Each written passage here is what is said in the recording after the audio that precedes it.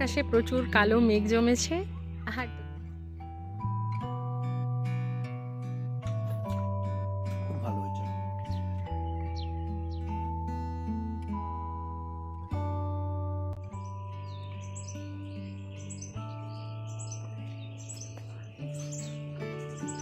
নমস্কার, কেমন আছেন সবাই?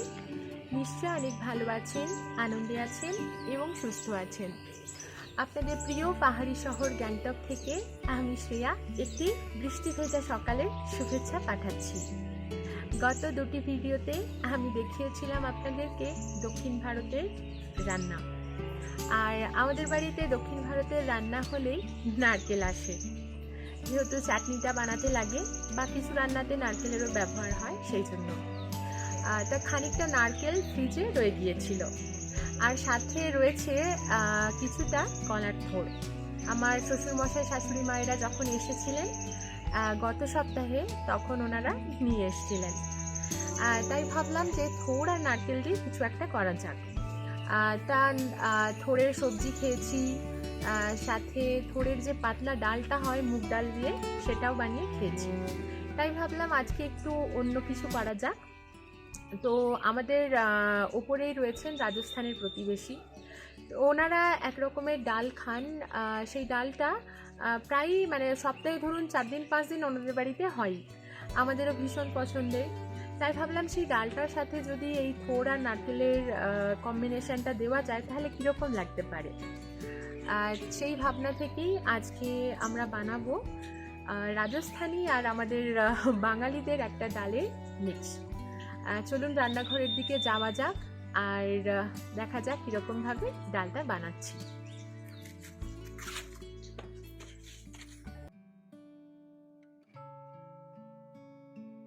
রাজস্থানী এবং বাঙালি ডালের সংমিশ্রণটি বানানোর জন্য আমরা নিয়েছি কিছুটা থোড়।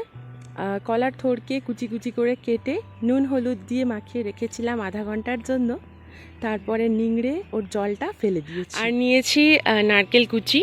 সেদিন যে নারকেলের চাটনি বানানোর জন্য নারকেল এনেছিলাম, সেখান থেকে খানিকটা বেঁচে গিয়েছিল সেই নারকেল। সাথে নিচ্ছি আধা বাটি মুসুর ডাল, 1 বাটি ছোলার ডাল।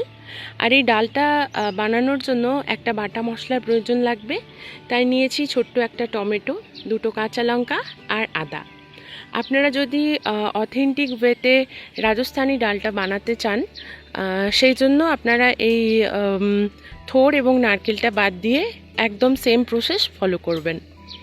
চলুন তাহলে রান্নাঘরের দিকে যাওয়া যাক।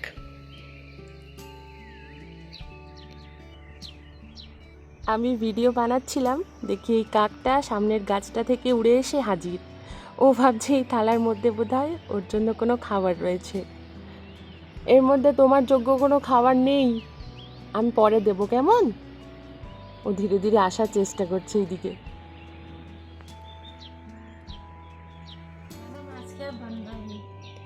आज राजस्थानी और हमारा जो बंगाली दाल है उसका एक मिक्स बन रहा है। आपको बनने के बाद खिलाऊंगी। छोला और मसूरेर डालटा धुए नेब।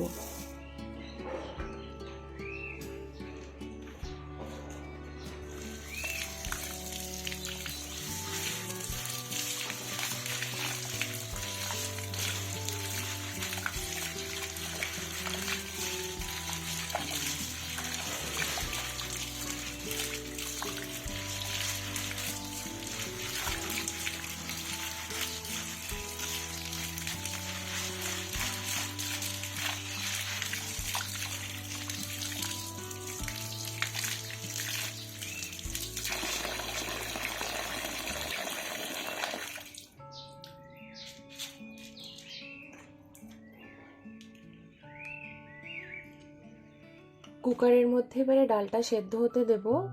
ঢেলে নিয়েছি ধুয়ে রাখা ডাল, এর মধ্যে দিচ্ছি এবারে এই কলার থোড়টা।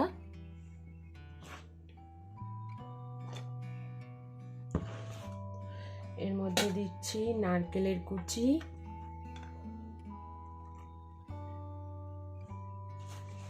আর সামান্য পরিমাণে নুন আর হলুদ।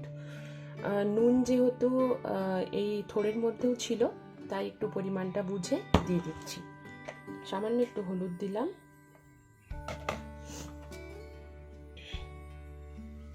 আর তার সাথে দিচ্ছি নুন। এবারে পরিমাণ মতো জল দিয়ে আমরা এটাকে সেদ্ধ হতে দেব। আমি তো আগেই আপনাদেরকে জানিয়েছি এখানে সব কিছুই সেদ্ধ হতে অনেকটা বেশি পরিমাণে সময় লেগে যায়।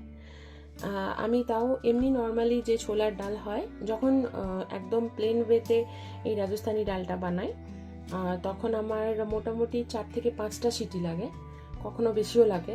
আর এটাতে যেহেতু থোড়ও দিয়েছি, দেখি 5-6টা মতো সিটি দিয়ে দেখবো কেমন হয়। আর পরিমাণ মতো জলটা দিয়ে দিই। আমাদের এখানে প্রায় বেশিরভাগই মানুষ কুকারেই সব কিছু রান্নাবান্না করেন। সে ভাত বলুন, ডাল বলুন, সবজি বলুন, সব কিছুই কুকারেই এখানে করে থাকে। চলুন তাহলে গ্যাসের ওপরে এবারে কুকারটা বসাই।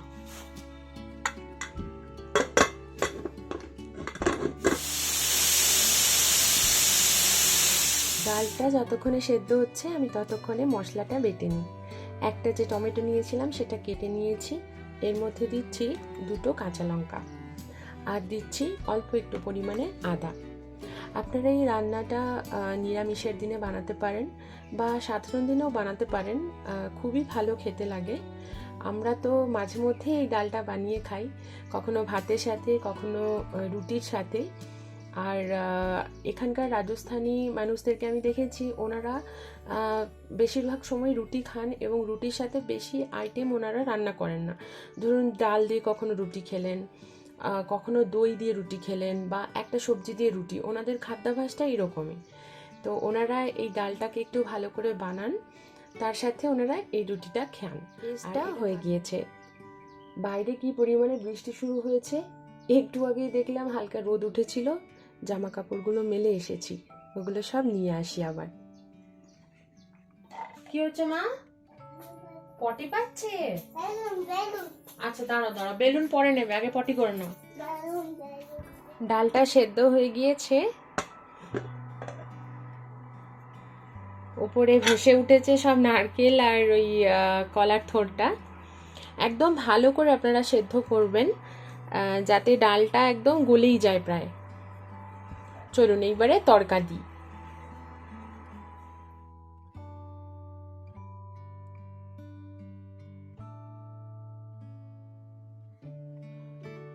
কড়াইয়ে দিচ্ছি সামান্য পরিমাণে সর্ষের তেল।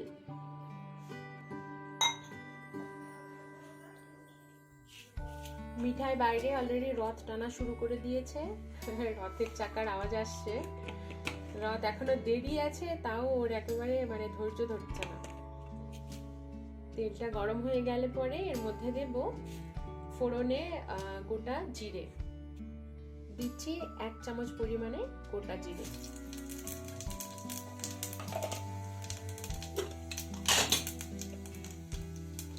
এর মধ্যে দিয়ে দেব বেটে রাখা মশলাটা।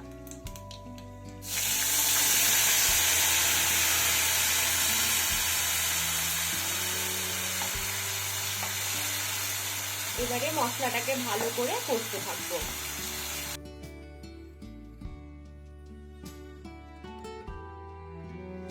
মশলাটা কষতে থাকুক একদম হালকা আঁচে। এইবারে যে মশলা ধোয়া জলটা ছিল তার মধ্যে মিশিয়ে দিচ্ছি সামান্য অল্প পরিমাণে কাশ্মীরি লঙ্কার গুঁড়ো। যেহেতু কাঁচা লঙ্কা দিয়েছি তাই আর আলাদা করে লঙ্কার গুঁড়ো ব্যবহার করছি না। এর মধ্যে দেব আর সামান্য পরিমাণে একটু হলুদের গুঁড়ো।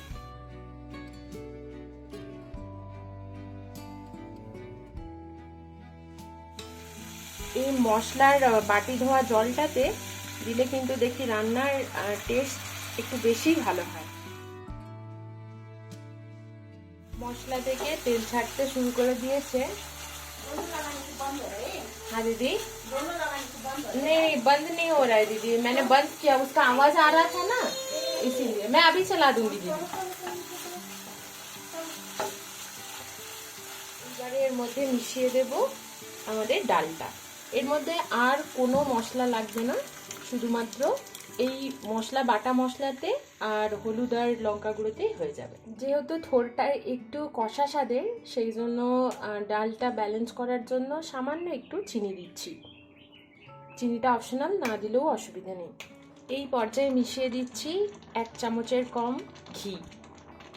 আমাদের বাঙালিদের রান্না তাই শেষে একটু ঘি মেশাচ্ছি, তবে দিদিরা এই ঘিটা মেশান না। আর শেষে ওনারা দেন ওপর থেকে ধনেপাতা, কিন্তু আমার কাছে যেহেতু আজকে ধনেপাতা নেই, সেই জন্য আমি ধনেপাতা দিতে পারছি না। এইবারে গ্যাসটা অফ করে নামিয়ে নেব। আকাশে প্রচুর কালো মেঘ জমেছে আর তৈরিও হয়ে গিয়েছে আমাদের ডাল।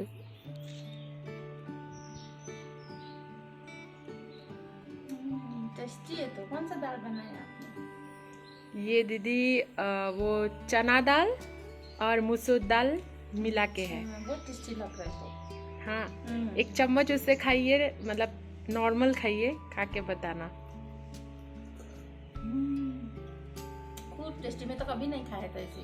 हाँ, आपकी इधर दीदी नहीं मिलता ना वो केले। मिलता तो है, फिर भी कोई नहीं खाता ऐसे। अच्छा, उसको नहीं खाता है। हाँ, अच्छा, अभी मेरे को पता चला इसका सब्जी भी खाते हैं। इसमें दीदी बहुत आयरन भी है। हाँ, अच्छा, खाइए दीदी फिर आप। बहुत टेस्टी। अरे क्या कोती कोती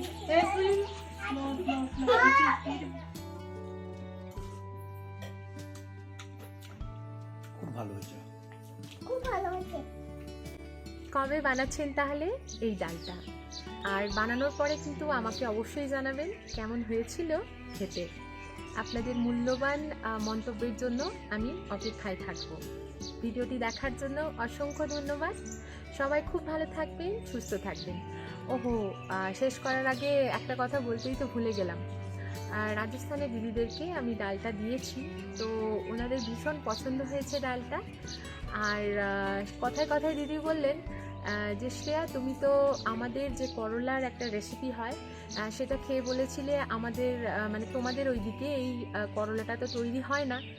তো তোমার যেহেতু এত ভালো লেগেছিল, দাদার এত ভালো লেগেছিল, তাই একদিন ওই করলার রেসিপিটা দেখিও। আপনাদেরকে এর পরবর্তী কোনো একটা ভিডিওতে রাজস্থানি স্টাইলে করলা রান্না আমি দেখাবো। অনেকে থাকেন না যে করলা খেতে ভালোবাসেন না, আশা করি তাদেরও খুব ভালো লাগবে। আজকের ভিডিওটা শেষ করলাম তাহলে। ভালো থাকবেন সবাই, নমস্কার।